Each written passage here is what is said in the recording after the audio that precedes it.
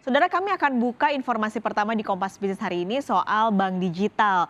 Jadi Otoritas Jasa Keuangan atau OJK ini akan segera meluncurkan peraturan untuk pendirian bank digital. Nantinya akan ada dua jenis bank digital yang diizinkan oleh OJK.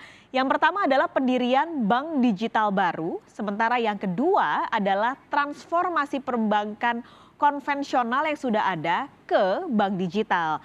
Saat ini sudah ada beberapa bank yang fokus pada persiapan pembentukan bank digital. Misalnya seperti Bank Digital BCA yang sebelumnya bernama Bank Royal, lalu ada juga Bank Jago dan disebut-sebut anak usaha BRI yaitu BRI Agroniaga juga sedang menyiapkan pembentukan bank digital. Targetnya peraturan OJK ini akan dirilis di tengah tahun 2021. Nanti untuk pendirian bank baru sebagai bank digital, sementara ini draftnya, ya ini belum final ya, masih akan diskusi ini, itu persyaratannya 10 triliun ya, untuk pendirian bank baru.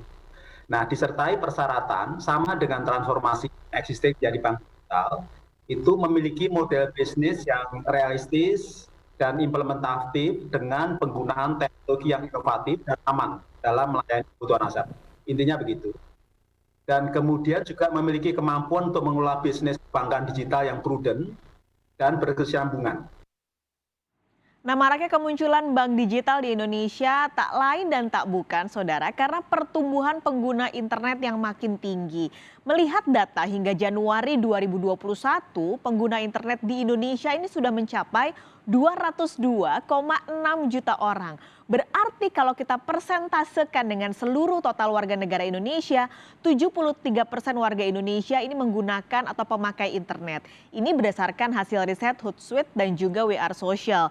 Nah, pandemi sebenarnya jadi salah satu faktor meningkatnya pengguna internet. Sementara kalau survei dari Kantar melihat bahwa ada 37% pengguna baru selama masa pandemi.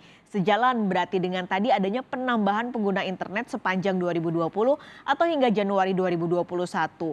Nah, dari 37% pengguna baru ini disurvei lagi bahwa 93% dari para pengguna baru ini akan loyal untuk menggunakan internet meskipun nanti misalnya pandemi sudah tidak ada, tidak perlu lagi WFH atau SFH, tapi mereka 93% dari pengguna baru ini masih tetap akan menggunakan internet.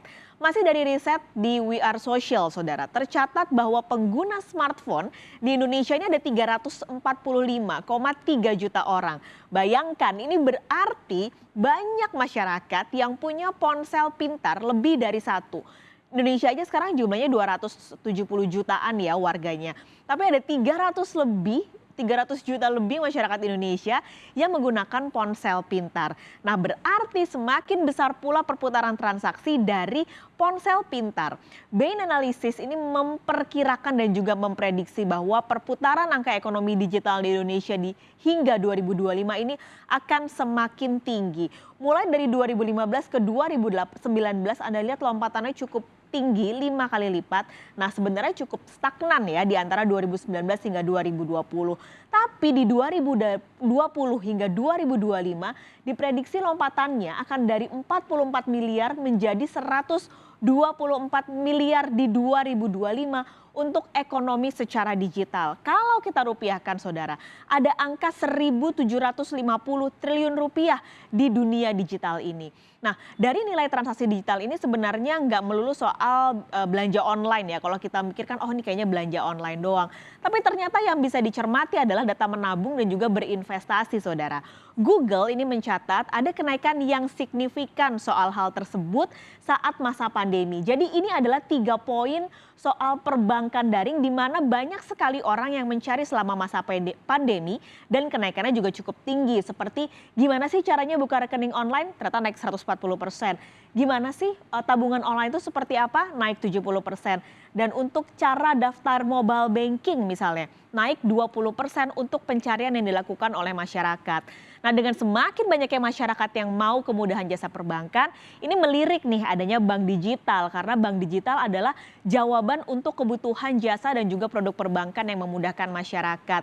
Ini jadi solusi kan ya untuk menjamah masyarakat yang sebenarnya belum tercatat atau belum terjamah fasilitas perbankan. Kami punya data dari Bank Indonesia, Saudara, bahwa ada kenaikan signifikan di transaksi digital sepanjang 2020.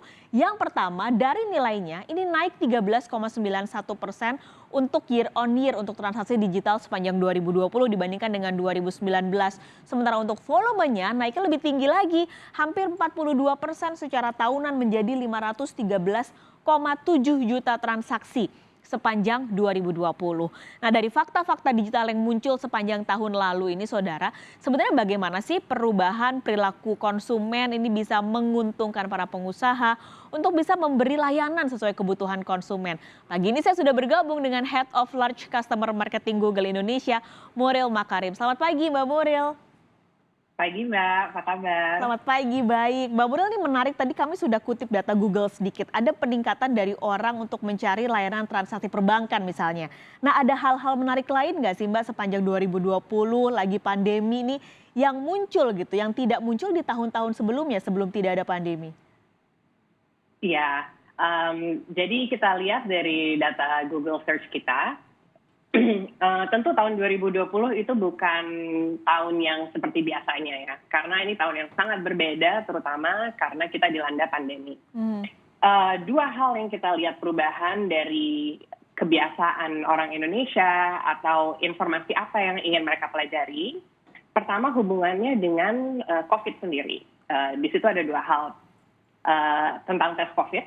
Jadi keywords di Google Search yang meningkat pesat itu kita lihat adalah swab test, antigen, rapid, serologi, PCR, dan di situ orang Indonesia bukan hanya ingin tahu tes ini apa sih, tapi mereka juga membandingkan apa plus minus satu sama lain, perbedaan satu sama lain apa, dan tingkat akurasinya seperti apa.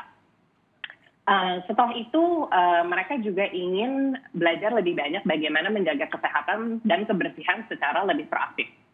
Jadi hal-hal yang mungkin tadinya kita pikir seadanya kita lakukan dalam sehari-hari, sekarang lebih serius, kayak cuci tangan.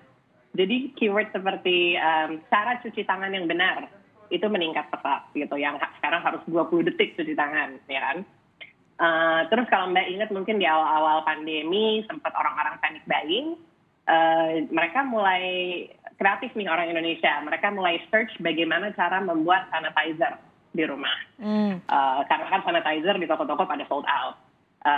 Atau mengenai masker. Jadi misalnya bagaimana cara membuat masker yang reusable, yang bisa dipakai ulang.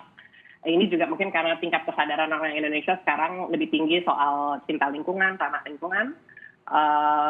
Dan yang menariknya karena sekarang mereka sering lebih banyak pakai masker, itu juga timbul-timbul pertanyaan mengenai masalah kulit yang baru.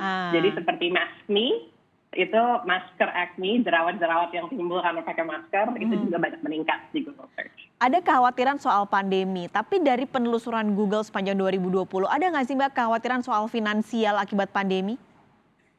Ya tentu, di zaman yang sangat challenging ini, orang Indonesia mulai memikirkan ke depannya. Mereka butuh kepastian gitu.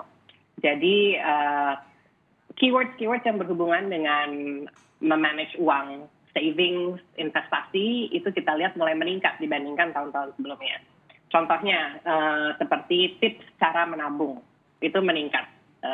Dana darurat, itu meningkat sebesar 140%. Jadi mungkin mereka berpikir, kalau ini terjadi lagi di tahun depan, 2 tahun lagi, saya harus sudah siap untuk mempunyai tabungan. Kalau ya? Iya, silakan Mbak Muril. Oh enggak, kalau kita lihat di investasi, produk-produk apa saja yang kita lihat banyak growth-nya, itu reksadana, itu peningkatannya sampai 200%. Wow. Dan tentu beli emas. Jadi beli emas online itu juga udah mulai populer, ini meningkat sebesar 140%.